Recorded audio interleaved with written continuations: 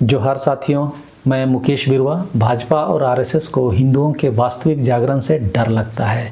इस बार के दशहरा वाले अपने भाषण में मोहन भागवत ने बांग्लादेश के अल्पसंख्यक हिंदुओं का उदाहरण देकर देश के हिंदुओं को एकजुट होने का आह्वान किया।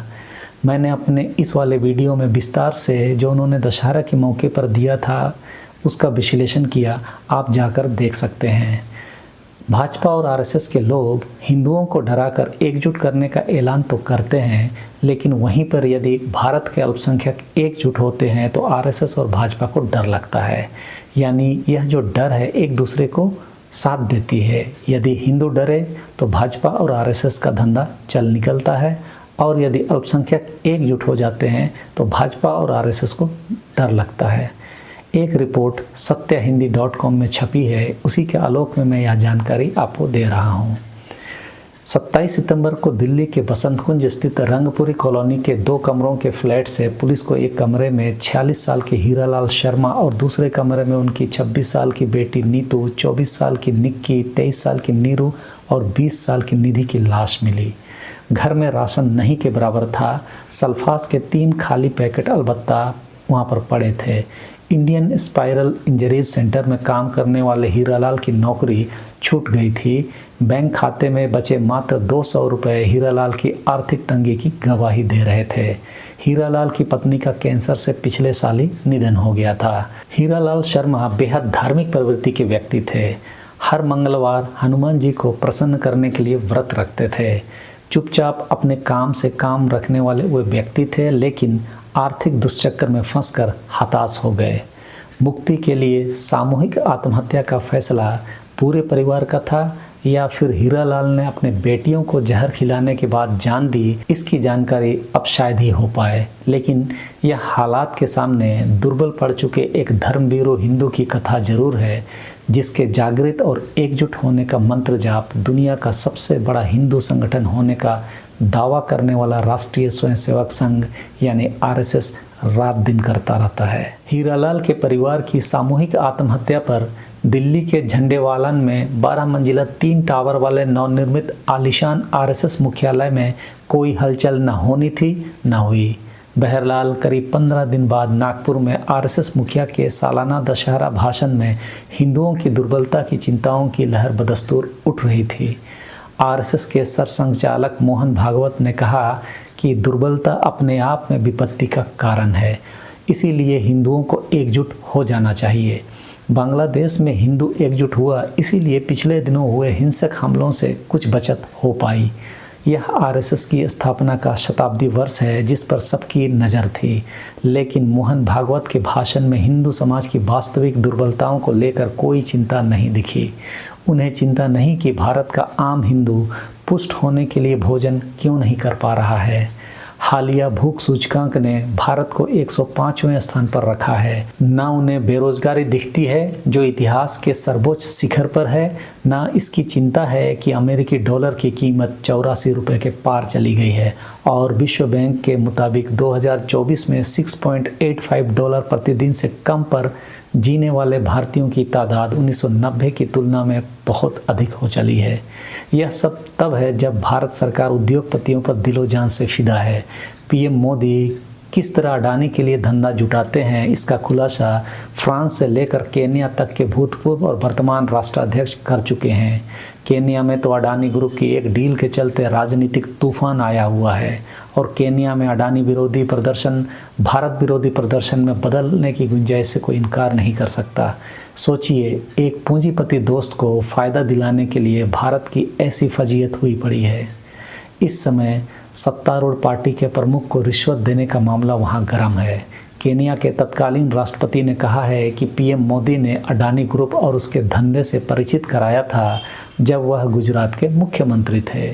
अब इसको भी समझते जाइए कि कितने दिनों से ये लोग अपने लिए अच्छे दिनों का इंतजार कर रहे थे, लंबे समय से अपने रणनीति पर काम कर रहे थे, और अभी जाकर फ्रांस और केन्या के राष्ट्राध्यक्षों ने ये बातें उजागर की है। आरएसएस प्रमुख ने अपने भाषण में इस पर भी कोई चिंता नहीं जताई कि देश में हर दिन 20 युवतियां दहेज की आग में झोंक दी जाती है और उत्तर प्रदेश में जहां राम राज्य है वहां आंकड़ा प्रतिदिन 6 का है। न उन्हें इस बात की चिंता है कि बीमार पड़ने पर हिंदू बिना इलाज के मरने को मजबूर हैं। आखिरकार 4 युवा बेटियों का पिता हीरालाल शर्मा अगर परिवार समेत आत्महत्या के लिए मजबूर हुए तो इसलिए कि वे भूख, बेकारी, बीमारी और महंगाई के सामने दुर्बल पड़ गए, कमज़ोर हो गए। न उनके पास नौकरी थी, न बेटियों के पास। युवा बेटियों की शादी के लिए दहेज जुटाने की चिंता में किस कदर घुल रहे होंगे, इसका अंदाज़ा ही लगाया जा सकता है। न दुनिया का सबसे सशक्त हिंदू संगठन आरएसएस उन्हें भविष्य का भरोसा दे पाया, न मोदी सरकार का वह विज्ञापन जिसमें भारत 5वीं सबसे बड़ी अर्थव्यवस्था बनकर दुनिया में अपना परचम लहरा रहा है। उन्होंने चुपचाप व्यवस्था को लानत भेजते हुए मौत को गले लगा लिया। इस सवाल का जवाब भी हीरालाल शर्मा ही दे सकते थे कि मोदी सरकार की 5 किलो राशन योजना से लेकर आयुष्मान योजना तक का उन्हें सहारा क्यों नहीं मिला और क्यों उन्होंने मर जाना ही बेहतर समझा। बीते दिनों आरएसएस और पीएम मोदी के बीच मतभेद की जो सुगबुगाहटें गोदी मीडिया में थी, मोहन भागवत का भाषण उससे उलट था। वे अपने भाषण में दावा कर रहे थे कि भारत बीते कुछ सालों में काफ़ी सशक्त हुआ है, उसकी साख बढ़ी है। मतलब मतभेद की खबरें जानबूझकर प्लांट की जाती रही ताकि कोई और काम जिसको उन्हें चुपके से अंजाम देना था वो दिया जा सके। भागवत ने कहा कि भारत की तरक्की से जलने वाली अंतर्राष्ट्रीय शक्तियां उसे अस्थिर करने का षड्यंत्र रच रही है, जिसका देश का एक वर्ग वैकल्पिक राजनीति के नाम पर साथ दे रहा है। हैरानी की बात है कि मोहन भागवत अंतर्राष्ट्रीय जगत में भारत की साख बढ़ाने के लिए मोदी सरकार की पीठ तब थपथपा रहे हैं जब कनाडा, अमेरिका, न्यूजीलैंड, ऑस्ट्रेलिया और यूनाइटेड किंगडम जैसे मित्र देश गृह मंत्री अमित शाह पर हथियारों के संरक्षण का खुला आरोप लगा रहे हैं। जब पड़ोसी देशों के साथ भारत के संबंध ऐतिहासिक रूप से कमज़ोर हैं, यहाँ तक कि नेपाल जैसे पारंपरिक सहयोगी भी चीन के पाले में जाता दिख रहा है। मोहन भागवत का भाषण बताता है कि अगर कोई अपनी दुर्व्यवस्था का जिम्मेदार मोदी सरकार को मानकर विपक्ष के साथ खड़ा होता है या सड़क पर कोई आंदोलन संगठित करता है तो वह देश को अस्थिर करने की साजिश का हिस्सा है। मोहन भागवत ने देश के दुश्मन के रूप में डीप स्टेट, वोकिज्म और कल्चरल मार्क्सिस्ट को चिन्हित किया है। इन्हें उन्होंने भारत की सांस्कृतिक परंपराओं का दुश्मन बताया। लेकिन इन शब्दों का मायने अगर खोला जाए तो पता चलता है कि यह सिर्फ मोदी सरकार की नाकामी को ढकने के लिए फेंका जा रहा शब्दजाल है। सबसे पहले डीप स्टेट की बात करते हैं। मोहन भागवत ने अरब स्प्रिंग की याद दिलाई, जिसने तमाम देशों को अस्थिर कर दिया था। मिस्र के तहरीर चौक पर 10 लाख लोगों ने इकट्ठा होकर देश की तख्ता ही पलट दी थी। भागवत के हिसाब से यह अंतर्राष्ट्रीय षड्यंत्र था जिसका अरब देश के युवा शिकार बन गए थे। लेकिन 2010 के अरब स्प्रिंग का प्रभाव तो भारत पर भी पड़ा था।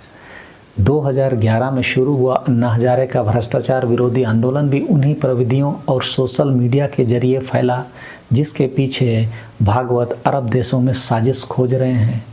दिलचस्प बात तो यह है कि खुद आरएसएस ने अन्ना आंदोलन में बढ़ चढ़कर हिस्सा लिया था। उसके बेवर्दी स्वयंसेवकों के हाथ में सारी व्यवस्था थी। प्रशांत भूषण जैसे आंदोलन के संस्थापक तो खुलकर उसे आरएसएस के षड्यंत्र का हिस्सा बता चुके हैं।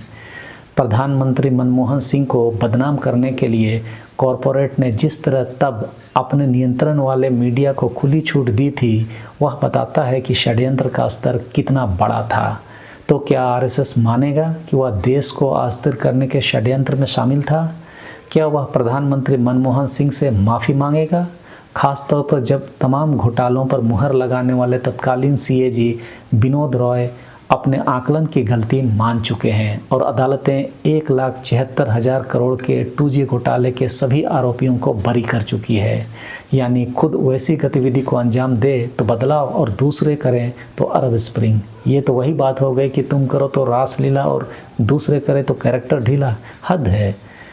और वोकिज्म पर निशाना बनाकर मोहन भागवत साबित कर रहे हैं कि आरएसएस व्यापक हिंदू समाज को आदेश पालक गुलामों में तब्दील करना चाहते हैं, जहां नागरिक नहीं महज लाभार्थी हों। अन्याय के विरुद्ध कोई भी आवाज़ साजिश मानी जाए। वोक अंग्रेजी के अवेक यानी जागो से बना है। वोक शब्द 2014 में व्यापक चर्चा में आया जब अमेरिका में एक पुलिस अधिकारी ने 18 वर्षीय अश्वेत युवक माइकल ब्राउन की गोली मारकर हत्या कर दी। यह शब्द पुलिस की बर्बरता और ब्लैक लाइव्स मैटर आंदोलन के दौरान भी चर्चित रहा।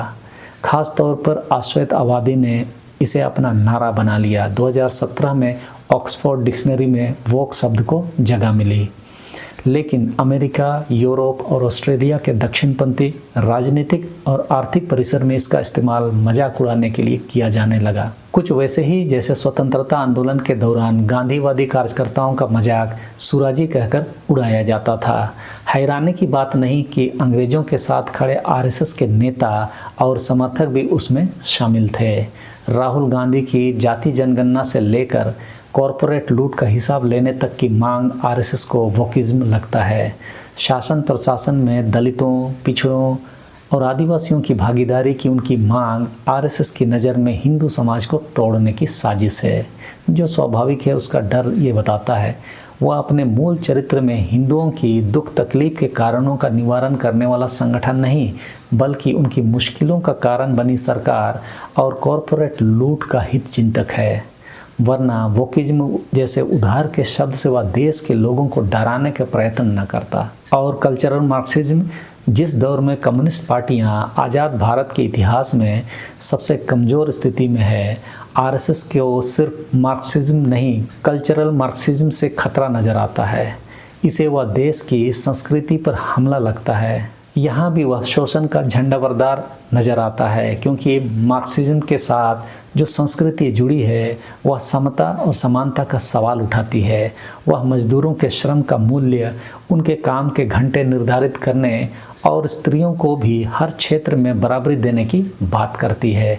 स्वाभाविक है कि स्त्रियों को नौकरी ना करके सिर्फ घर में रहकर बच्चा संभालने की सलाह दे चुके मोहन भागवत को यह सब भारतीय संस्कृति पर हमला लगता है। काम के घंटे आदि की बात करने को वह विदेशी षड्यंत्र मानते हैं। चाहे युवक युवतियां काम के बोझ से बेमौत मर रही हों, जैसा कि पुणे के 26 साल की चार्टेड अकाउंटेंट एवं सेबेस्टियन के मामले में हुआ। उसकी मां ने खुला आरोप लगाया कि बगैर छुट्टी कंपनी लगातार काम करवाती थी, जिसके नतीजे में उसकी जान गई। मोहन भागवत ने बांग्लादेश के अल्पसंख्यक हिंदुओं का उदाहरण देकर एकजुट होने का आह्वान किया, लेकिन भारत के अल्पसंख्यकों की एकजुटता आरएसएस को डराती है। उनकी आए दिन होने वाले लिंचिंग को मोहन भागवत छोटी मोटी बात बता चुके हैं। इस पर दूसरे देशों से उठने वाले सवालों को अंतर्राष्ट्रीय षड्यंत्र बताते हैं, जबकि चाहते हैं कि बांग्लादेश के हिंदुओं पर होने वाले किसी भी अत्याचार पर पूरी दुनिया को बोलना चाहिए। उनकी नज़र में भारत का हिंदू खतरे में है। यह अलग बात है कि ऐसा कहते हुए वे 10 साल से ज़्यादा वक्त से जारी मोदी सरकार पर भी टिप्पणी कर रहे हैं, जो हिंदुओं समेत सभी देशवासियों की सुरक्षा के लिए जिम्मेदार है।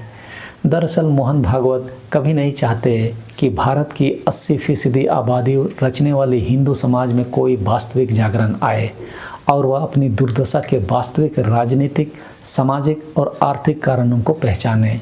हिंदू समाज की एकता की राह में सबसे बड़ी बाधा जाति प्रथा के नाश का भी उसका कोई इरादा नहीं है। आरएसएस के लिए हिंदू एकता का मतलब गांव-गांव मुसलमानों पर आक्रमण करने को तैयार हिंदू नौजवानों की टोलियां हैं। मस्जिद के सामने खड़े होकर मुसलमानों को गाली देना और वहां लहराने वाले हरे झंडे को उखाड़कर भगवा झंडा लगाने का उत्पात है। देश की भयानक बेरोजगारी का दंश झेलते हिंदू नौजवानों के लिए उनके पास यही कार्यक्रम है। नफरत के आधार पर हिंदू समाज को संगठित करके पूंजीवादी लूट का मार्ग प्रशस्त करने वाली राजसत्ता का निर्माण ही आरएसएस का लक्ष्य है। उसके 100 साल का सफ़र का यही हासिल है। और हम आप आदिवासियों को मुसलमान और धर्मांतरण से डर दिखाकर अपनी सत्ता कायम करना ये लोग चाहते हैं। आदिवासियों के संवैधानिक अधिकार और सामाजिक और सांस्कृतिक एकता से फिर से आरएसएस और भाजपा को डर लगता है। इसी डर से आदिवासियों को ये लोग हिंदू घोषित करने में लगे हैं। आप बातों को समझ रहे होंगे। आप भी जागिए ताकि अगली पीढ़ी को बचाने में अपनी भूमिका आप निभा पाएँ। चलिए इस वीडियो में इतना ही। अगले वीडियो में फिर मिलते हैं। सबको धन्यवाद। जोहार।